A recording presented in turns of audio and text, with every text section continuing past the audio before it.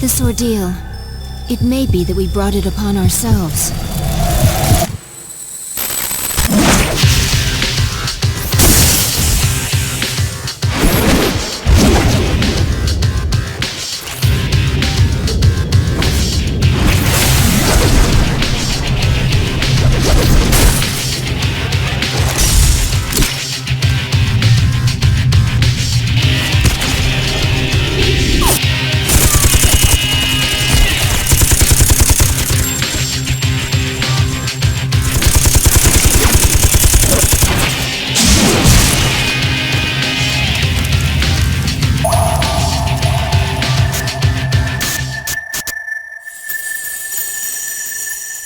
The fact that a future exists and being able to access it are very different things.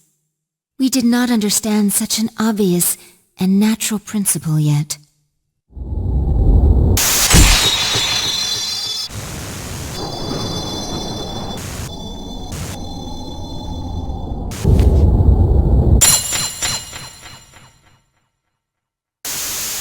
Indeed, we understood very little. We knew nothing about using the key to open the path to the future.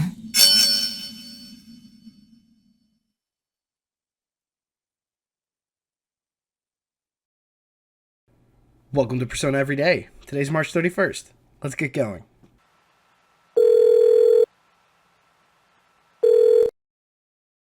Hello? It's been about a month, and I truly have missed you all. Fuka and Yukari are on the phone, but I guess Yukatan's too busy with cram school to show up for the event today. That event is actually the closing of the dorm, and the returning of our evokers. It really has been a weird year. We learned that main character Kun was pronounced dead the morning of March 6th, and that with no need for the specialized extracurricular execution squad, everyone decided to go their own separate ways.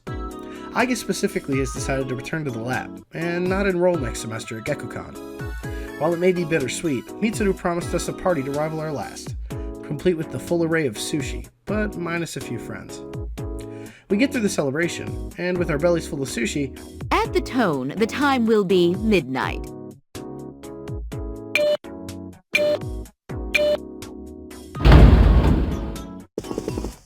What was that?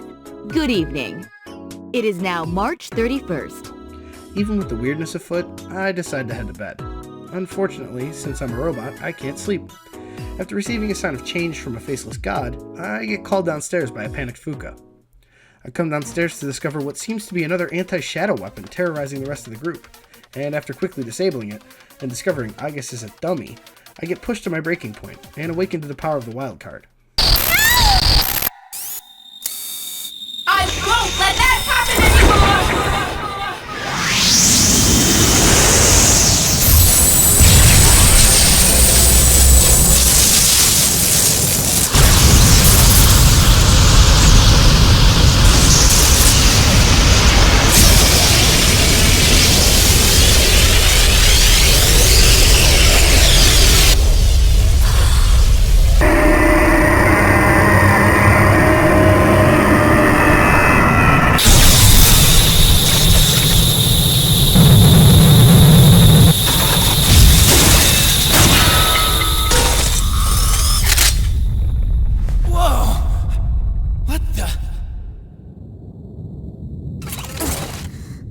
This gets me a one-way ticket to the Velvet Room, where Igor gives me a cryptic line about him being an artificial life as well.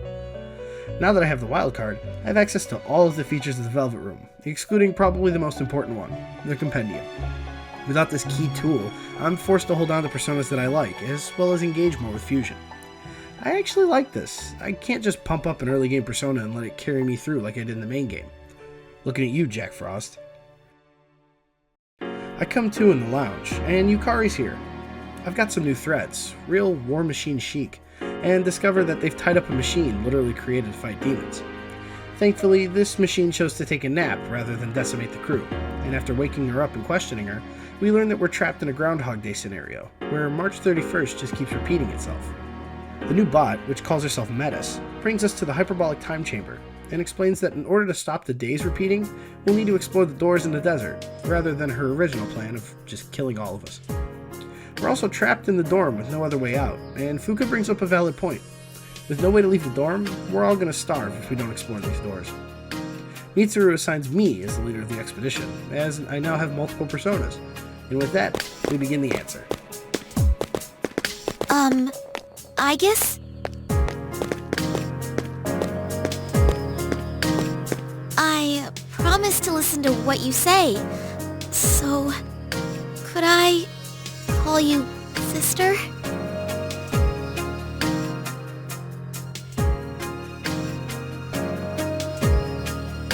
Go right ahead. Thank you, sister!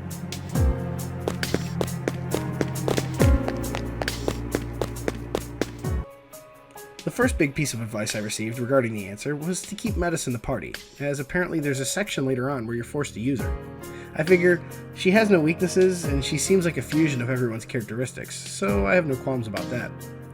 The second piece of advice I received was from the game itself, stating right at the beginning to enjoy the increased challenge. I figure that since I'm a pro gamer, I shouldn't have much issue, as long as I keep up with levels and balance my personas well. I learned while traversing the first door, Melibold, that Metis took my Orgia mode and remixed it. Now, instead of just losing control and doing slightly more damage, she removes all costs and gets a massive boost to her stats. This Orgia mode is way better than Aegis's from the base game, and I gladly use it to tear through enemies. Alright, sister, let's get him! We come to a floor with a clock on it, meant to save, and see a shadowy figure sprint past us. It leads us to our first boss of the run, not counting Metis herself, of course, Hogan in the NWO. I think this presence might be a little malicious, but we can't focus on that yet. I'll try to skim over these mid-bosses, as the answer is essentially a boss rush of 17 bosses across 7 dungeons.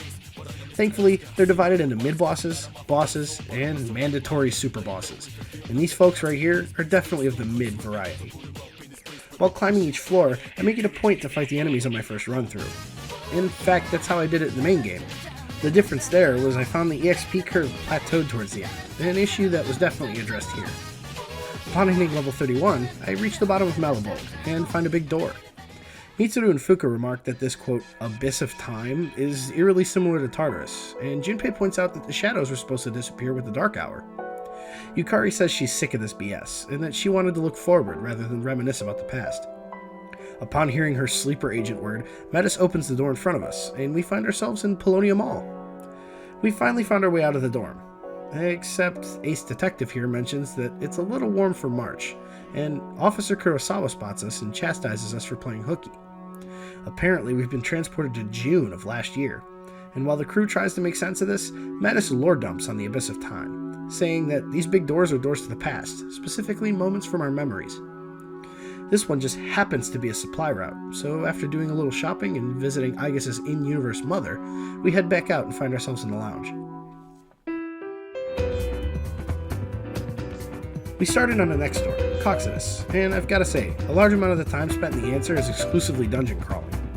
With the announcement of the answer DLC for Reload, I was actually glad to see them confirm things such as link episodes, which are desperately needed to break up the monotony. But they also announced a technically new feature as well, fusion spells. Yeah, that's correct. In the answer for P3 Fest, there are no fusion spells, something I was actually sad to see. Yeah, they were a little overtuned and made things a heck of a lot easier, but you'll see later in the video that, though they may be gone, they certainly aren't forgotten. After a small grind, I have a mental flashback to December 4th, where I spent a good 20 minutes mashing my face into the vending machine to obtain those discontinued sodas for the dehydrated girl. Questions for later. We make our way down to the 8th floor and see that shadowy figure run past us again. It looks almost humanoid, and again it leads us directly to the mid-boss, Man-Wheel and Dancer. I'll take this time to cover my personas up to this point, since these guys have weaknesses and they go down quickly. My current goal is to keep at least one of every kind of element on me at their highest available rank. Later, that'll fall to the wayside and I'll pivot to covering what the team can't hit. Yukari's pretty much a permanent member, and Metis starts to learn ice and wind skills, so I slap Junpei on the team and train up Takemi Kazuchi. Throughout this whole run, I didn't really use any bless or curse moves, which will definitely change in Reload. I reached level 37, and hit the bottom of Coxodus to find another big door to the past. Well, Sergeant? You can go. Looks like a pretty routine accident. This door shows us the aftermath of Ken's mother's death, and gives us a glimpse into what Ken's been through. The police seemed really apathetic, and when Ken tried to explain what he saw... My mom was murdered. What? The door disappears, and Ken explains that was when he learned of the Dark Hour, and resigned himself to killing Shinjiro. Mitsuru apologizes for the grief her family's put him through, and Akihiko questions Metis as to why we're even seeing the past. She says she doesn't know, but there's obviously a reason, so we should just keep seeking out the doors until we know why. Yukari again pipes up, proclaims that she doesn't care about the past, and wants to move forward. After a short shopping trip, we head right back in for a quick spot of grinding, and come face to face with an old friend. Hee-hoo! We make our way to the next door, Kana. After a quick jaunt down, we come across our third mid-boss, a castle and some lions. Here is where we start to come across the running theme of the answer: dodge weakness. What seems like every enemy in this godforsaken desert has an evade skill to match their weakness, if they even have one. The lions are thankfully weak to ice, and having just picked up King Frost, I make quick work of them and hit level 40. We won't be holding on to the king for long though, as we meet our old friend, Black Motherfucker Frost. Yee-hoo! We make it to the next safe floor, and see that shadowy figure again, but before chasing it down the rabbit hole, I pop up to do some Persona house cleaning. I attempt to fuse Genbu, Fortuna, and Kushi Mitama to make a Saki Mitama with both Auto Tarukaja and Auto Rakukaja, granting me a start of battle buff to my attack and defense. But a fusion accident occurs, unintentionally giving me a Joseph Anderson reference. With Osei on my side, I head back into Kaina and sneak our way down to the first real boss, the Dancer. The Mayas on the floor are weak to wind, but the Dancer doesn't have a weakness, so I set Metis and Junpei to focus on it while I attack the minions. It's a pretty bog standard fight, with no hiccups, and Metis being a crit machine allows us to stroll on through to the next big door. Akihiko-kun, wait! Akihiko-kun! We see Akihiko during his junior high years, and it looks like he was being recruited for a boxing high school with a quote, fat scholarship. Unfortunately, Aki's not interested, and a second recruiter appears, one with a more personal approach. Couldn't you have handled that a little more politely? And a bigger forehead. For someone with terrible social skills, Akihiko sure knows how to play it cool around the girls, and after posting up on the wall, Mitsuru offers him an explanation for what he's been experiencing the past few nights, and a gun. Obviously, we know he accepted this offer, and the two of them reminisce on their youth. Metis asks about the school, saying she's never been to one, and Aigis tells her about how fun and totally not boring it is, before realizing she won't be attending next semester. We pop back up to the lounge, and Metis calls my old room to attention, but I can't do anything with it yet, as the door's locked. On to the next door, Antenora. To prove how simple these dungeon segments are, I can condense all of Antenora into about 4 lines. The mid-boss is a simple press-turn cheese fight that gets a little dicey when our healer gets KO'd. Fuka gets a little nostalgic at the sight of someone playing the leader. The actual boss gives us our first game over, as it evades my Zyanga that should have knocked it down, and proceeds to wipe us with Mabufadiyu. Fuka and I both hit level 51, enabling her the ability to use Oracle, which, again, I will avoid using at all costs. We get to the next big door, and this time we witness a moment from about a year ago. Junpei ran out on his drunk old man, and while killing some time at Polonia, our friendly neighborhood doggo comes up to comfort him. Pretty soon, his buddies come up and invite him to every teenager's idea of a fun night at the club, complete with booze. Upon hearing about the potential for underage drinking, good boy Junpei declines, gets called lame by his supposed friends, and has a heart-to-heart with Koro-chan. Junpei realizes that was the day Akihiko found him during the Dark Hour in April of last year, and after coming to terms with the fact that Junpei is indeed the best written and most relatable character in the game, we discuss the fact that everyone in the group had a reason to awaken to their persona. Metis seems to think this is the common thread between these doors, and I'm starting to agree with her. I head back up and realize quickly that I need one more level to fuse the persona I want, so after a quick game over to a hallway fight, I hit level 52, and begin the snowballing by fusing Fasuki and our lucky Osei to create Cert. I lose out on my auto skills, but it's well made up for with access to Agidyne and Cool Breeze, a skill that replenishes some health and SP after battle. He also has a heart item, meaning once he's maxed out, I'll get a super busted piece of equipment that I'll totally not forget to put on my team. Starting off the next door Ptolemaea with the game over to these tanks with no weaknesses, I quickly regroup and grind myself up another level to create another old friend, Thor. Without access to fusion spells, he can't be as busted as before, right? I also make Titania to cover my self-assigned role of pivot healer, as Yukari's AI seems to be a bit different from the base game. She tends to prefer single-target heals over party-wide heals, unless there's 2 teammates under half HP. Titania also gives me access to Mind Charge. Keep an eye on that one. We make our way to another simple mid-boss, this time falling to Junpei's patented double crit combo. And now for the difficulty spike. Most enemies on the way down to the next boss have dealt away with their weaknesses, which in hindsight was to prepare me for the next boss, but oh well. After catching up on some levels and continuing to chase the shadowy figure downward, I encounter the Neo Minotaur at level 58. Again, with hindsight this fight is stupid simple, but in the moment I was definitely pressed. This boss just loves spamming Magarudi, and without any weaknesses to exploit, I go with my favorite strat of stop hitting yourself. The boss casts Revolution, which also enables this, and allows Medicine Akihiko to utterly melt this guy with all out attacks. I hit 59 and go check out the next door. The furthest back yet, we get to witness baby Mitsuru's first conflict. So this is the interior of Tartarus.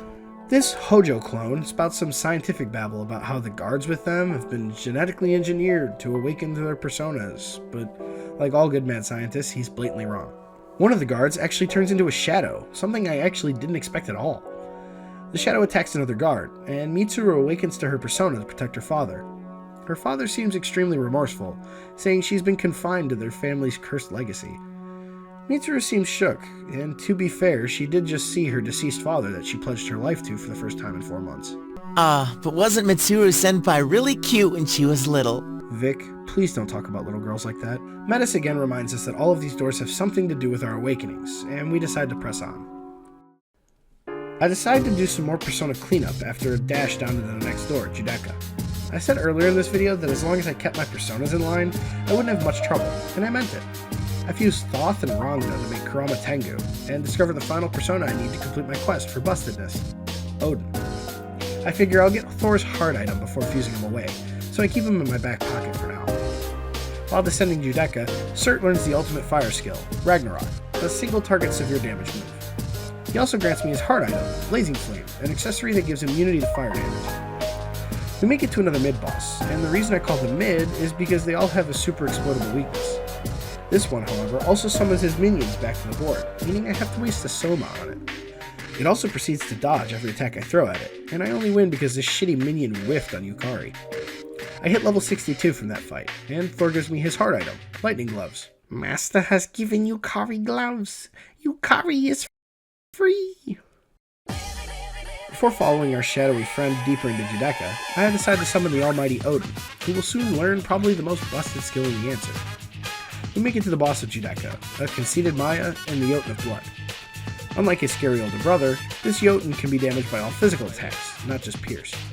Since the Maya nulls all physical attacks, this makes for a neat repeat of the June 8th full moon, aka the day Fuka awakened. And as if the game remembers this becomes our first major roadblock. They both go for knockdowns, and follow them up with either Cruel Attack or Megidola, meaning that I need something without a weakness that can cover magic. I settle on Cert, as even though he's still weak to ice, Ragnarok does so much damage that we're able to quickly take down the Maya, leaving just the Jotuns. Unfortunately, I continuously get snubbed right at the very end of the fight, because I play too conservatively. So on my winning attempt, I threw caution to the wind and got knocked down to just 10 HP. But thankfully the Jotun decided to Madoon Junpei instead of Megidola, so Metis whacked him in the back of the head. After my adrenaline subsides, I decide to grind for the ultimate goal, Thunder Rain. Yes, you heard me right. Rather than good old Thunder Call, Odin has a unique spell, much like Cert's Ragnarok, that does the exact same thing as our long-lost fusion spell. It also gives me Drop Mirror, an accessory that increases healing, but with the Arahan right around the corner, there's not really a point. We hit the bottom of Judeka, and open our next door to the past. Attention, all students in the dormitory. The cafeteria will be closing in 30 minutes. We finally get a bit of a look into the past of Yukari. This seems to be from when she started going to Gekukan, and some dorm mates of hers notice she's been spaced out in the common room, and try to make conversation. But I guess Euchre's always been a bit hard to approach. The dorm manager comes looking for her, and hands her a letter, postmarked from her dad. She can't believe this and runs off, either in anger or sadness. I can't tell with her. Mitsuru apologizes once again to Yukari about the whole "my family men in black mind wipes everybody" thing, but she brushes it off, once again reaffirming her goal of moving forward and not dwelling on the past. Yukari finally confirms Metis' theory.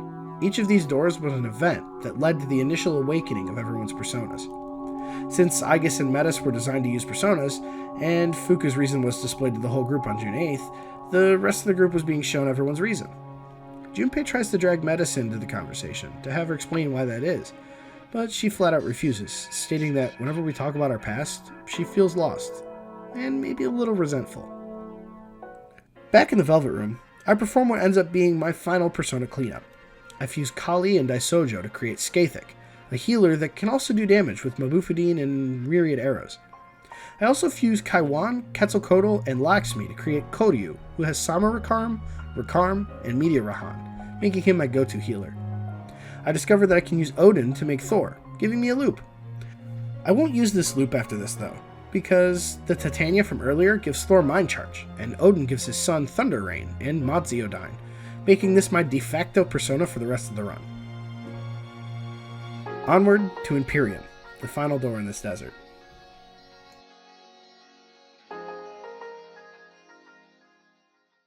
The only thing of note on the way to the mid-boss is the strong enemy type for this section, as it has no weakness and hits insanely hard with Megiddola on. I actually have to use one of my Trifuri gems to get away before I game over and lose my grinding progress. I figure now is as good a time as any to cash in all the gemstones I've been collecting, and give Chris Hemsworth here some roids. I've been debating all game whether to save them for the potential fusion of Orpheus and Thanatos, but upon realizing I'd have to be level 90 to do that, I caved. Now, with the cracked out Thor at 77 magic, I can steamroll pretty much anything with Mind Charge and Thunder Rain. I fly through the rest of this section of Empyrean, maxing Fuka's skills out along the way, and hit the 8th floor. We see that shadowy figure again, and with Fuka playing the pronoun game, I decide to just hop straight in. As this is the final mid-boss of the game, I won't spend too much time on it, especially because its minions are weak to Ragnarok. The most this thing can do is power charge and walk straight into an attack mirror to self-delete. Our next big hurdle comes not from the next boss, but another strong enemy type, a variant of the 3 tortured simps, where one resists everything, one can only be hit by physical moves, and one can only be hit by magic. I didn't know it at the time, but this was amazing practice for the next boss. It takes a little brain power, but with some help from Orgia mode and Junpei crits, we breeze through these guys, and run into our shadowy friend again. He definitely is luring us into traps, and after cakewalking round 2 of the last fight, we hit level 76. I reach floor 26, and since it's a safe floor, I mentally prepare for a boss, but after heading down the hole, we reach the deepest part of the Abyss of Time. Fuka tells us what she found in the papers that were left in the underground bunker by the chairman, explaining that the Abyss of Time exists because of Tartarus. When Kirijo created Tartarus 10 years ago, the tower rose out of the hole that became the Abyss, but because it was a byproduct of Tartarus, they figured it would disappear with it, and that there wouldn't be shadows in it. Meta says that the Abyss is still here because of something clinging to it, and that because that force exists, the shadows earn squatters' rights. Ken notices another door to the past, but we've seen everyone's reasons.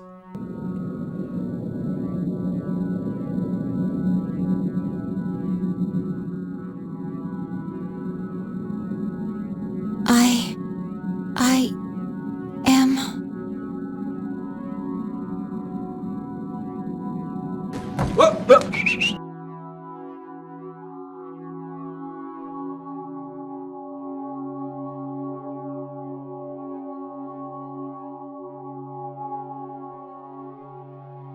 Everyone's a little shocked to see me, if only for a moment, and Aki even says it makes no sense, as Aigis didn't have to awaken to her persona. But Yukari corrects him, saying that she did awaken to the power of the wild card. Aigis explains that what we saw was a recurring dream she'd been having up until about a month ago, when she suddenly just stopped needing to sleep. Mitsuru notices something's wrong, and calls attention to the shadowy figure we've been chasing this whole time. It turns out it's been a dark, evil, twisted version of me, and it's looking for a fight. This cheap carbon copy summons Athena, proving that it was born from our desire to see him again. It's insanely cool fighting something that can switch personas, and it even uses Isis and Trismegistus, but with the power of Thunder Rain and a Junpei crit, we win with an AoE.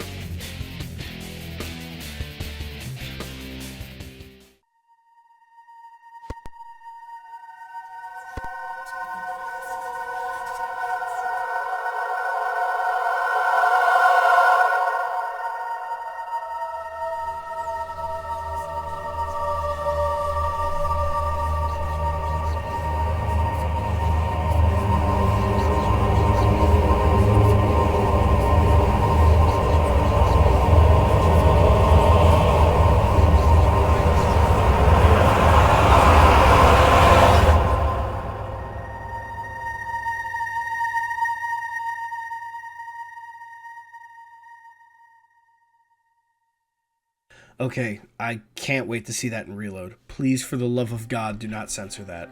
Mitsuru says that even though it looked like me, that was a shadow, and Metis finally lore drops what shadows are.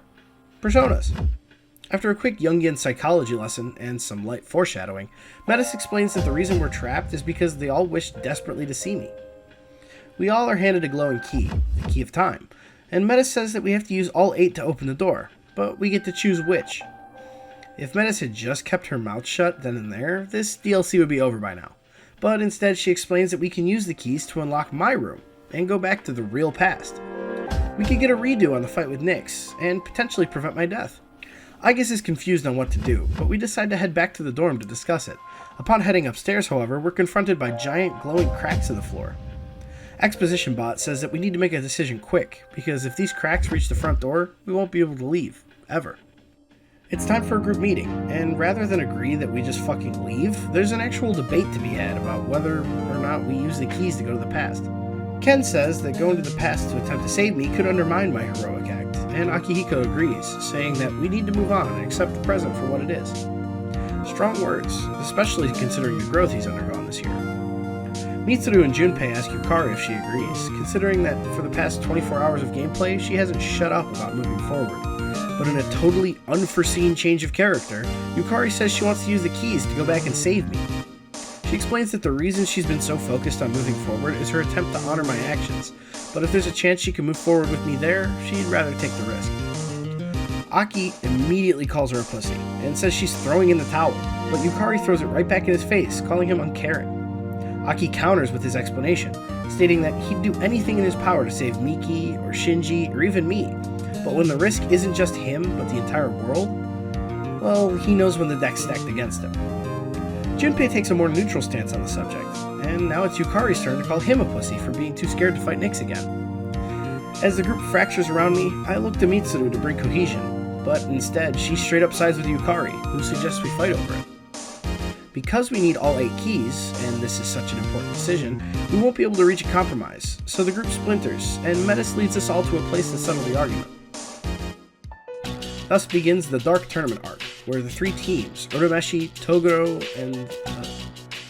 Wait, I'm teamed with Metis, but we have no set goal in mind. As we walk into the Coliseum, we're confronted by our law representatives, Akihiko and Ken. Metis suggests Fuka play referee, but Akihiko says that Fuka should side with us, and thus begins our first mandatory super boss fight. We focus Ken, as Thorn nullifies Akihiko's attacks, but this backfires. Because Akihiko can't hit me, I've unintentionally made this fight harder than it's supposed to be. Persona 3 has a failsafe built into it for bosses, where if they can't hit you after a certain amount of turns, they just start spamming Megidolo. I actually use this to my advantage though, and after setting up an attack mirror and magic mirror, I swap to Koryu and just heal Metis as she chips away at Akihiko. Upon defeat, the boys disappear, and 2 flames spawn in the Coliseum. Metis assures me that they're not dead. Yet. Now we can't back out of the fight, and we have to make things quick, as if we take too long, their souls will be lost forever. I immediately jump into the next fight, with our neutral representatives, Junpei and Kodomaru. I feel bad for them the most, as they truly don't want anyone to fight, but they understand the circumstances. I feel doubly bad when the fight starts, and I have to shoot my dog in the face. They both are immune to the same elements, so Thunder Rain sweeps yet again. 2 more flames appear in the Coliseum, and Aga starts to question what exactly they're doing. There's zero justification for hurting your friends, and Aga says she's going to give her key to Yukari and Mitsuru, but Metis wigs the fuck out and tries to convince me that I'm going to die just because I've gained the power of the wild card. Agus is shaken at this, remembering back to what Igor told her about how I found the answer to life, and Metis begins to break down crying, afraid that I'm going to leave her. Agus comforts her, and begins to formulate a plan that can make everyone happy. We head into our final fight, with our Chaos representatives, Yukari and Mitsuru, and it seems like the healers have fully embraced their antagonistic role, complete with Yukari's villain monologue. I tell her that I've come to a decision, and we throw down. I focus on Yukari because she hits Thor's weakness, and I do it with the Thunder Rain loop, courtesy of Metis. Really and truly, Thunder Rain is the MVP of the answer. We fuse all 8 keys into one, and all of our friends appear in front of us. Yukari tries to steal the key from us, but breaks down crying when she realizes it won't leave my hand. She explains herself, saying she made a promise to me on my deathbed to do her best to change the world, but she feels like she's too weak to do that, and just wants to see me again. Mitsuru comforts her, saying that the reason she sided with Yukari in the first place was because Euchre was there for her in Kyoto to help snap her out of her funk. Aika sympathizes, saying that I wanted them to have a future and live, because that's the answer to life. Aika says she wants to find out the reason I sacrificed myself, and to do that, they're going to use the door to Polonium Mall. The mall is the means by which the past is revealed, and we head there to find one final door staring us in the face, Erebus.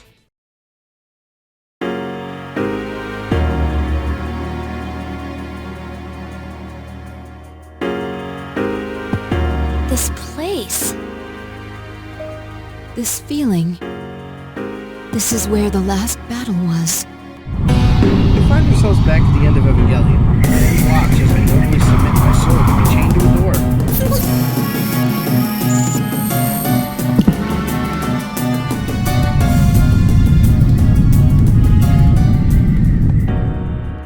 Meta says I became the Great Seal, and that I don't have any regrets, as I got to fulfill my promise. Akihiko is confused as to how Metis knows all this, and she replies that she's probably something that belongs on this side. Before we can process whatever the fuck that meant, a giant hand reaches up and tries to pry me off the door.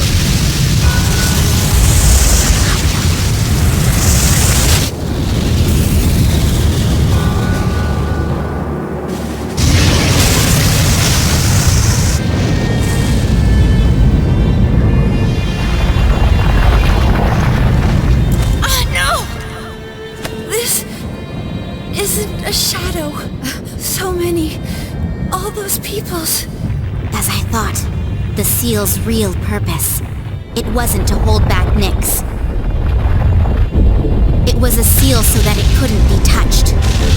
What do you mean?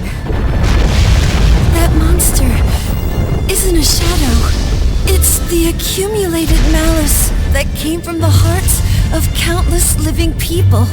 All of them, deep down, are calling Nyx. That can't be. Last December, I too wished to learn death. It's probably true that people in town are wishing to touch it somewhere in their hearts. There is only one thing that differentiates life from stillness. It's that we die. That's all there is.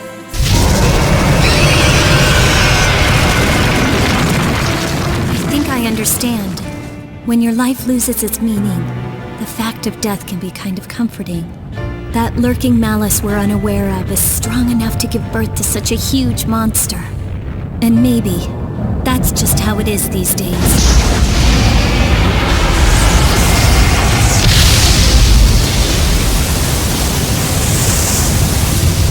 What's it doing?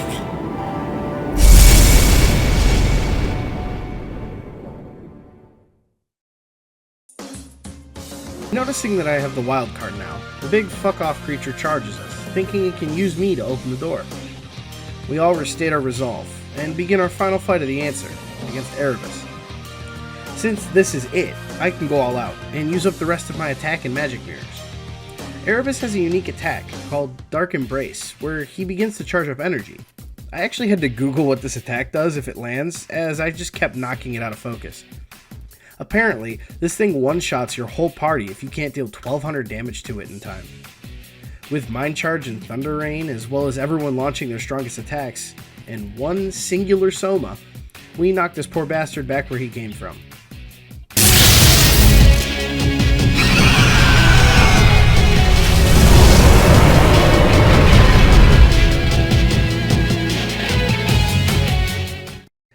In the aftermath of our victory, we discuss what it might take to get rid of Erebus and Nyx once and for all, and Yukari apologizes for the way she's been acting all game. We head back to the dorm, so I can use the true key and get us out of this hellscape. Just before opening the door, Aigis realizes what the answer to life is. Friendship. Philemon's butterfly appears, as if to tell her she's right, and upon opening the door, we're greeted by the inhabitants of the Velvet Room. Metis explains that this entire time she's been Aigis' shadow, the human part of her that she refused to accept and cast away a month ago. She says that there may still be a way for Aigis to keep her promise to me, of protecting me even though I'm gone. Aigis finally accepts her shadow, and the armor's cast off. She collapses into the chair, proclaiming to be tired. And I think we've all seen this one before. Everyone panics, thinking they're about to lose another friend. And that's the weather. At the tone, the time will be midnight.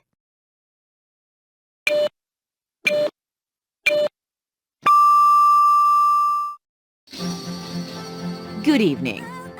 It is now April 1st. Here's a recap of the news from the 31st.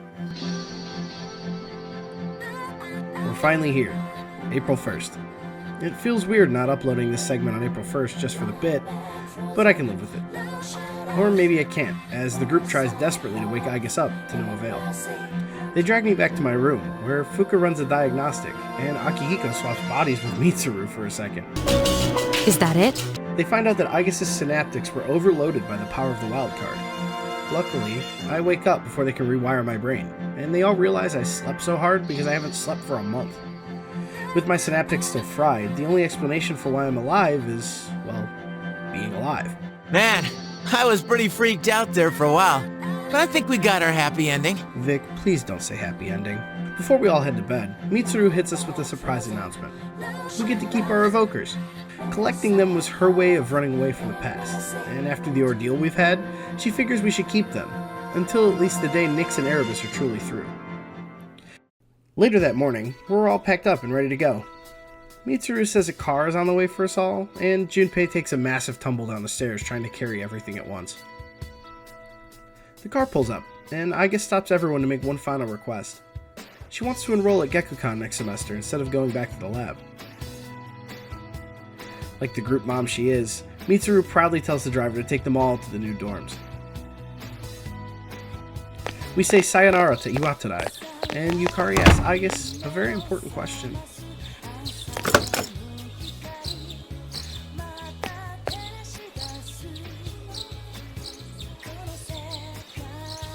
I'm still kinda sad to leave this place behind.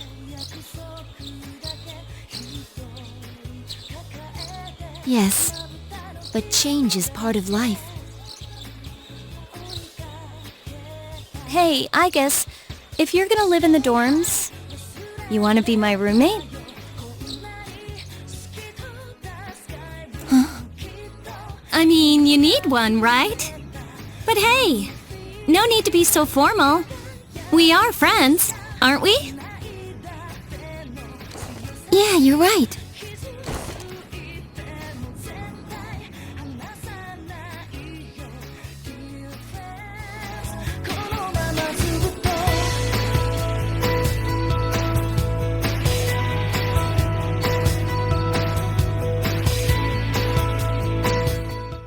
Thank you all so much for an amazing year. These past few weeks alone have been pretty turbulent. I can't even begin to think about the past year's troubles.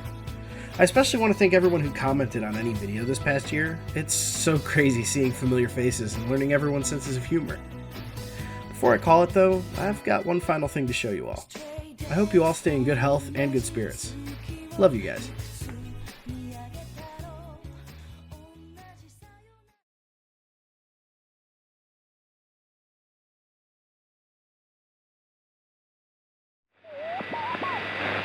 Yeah.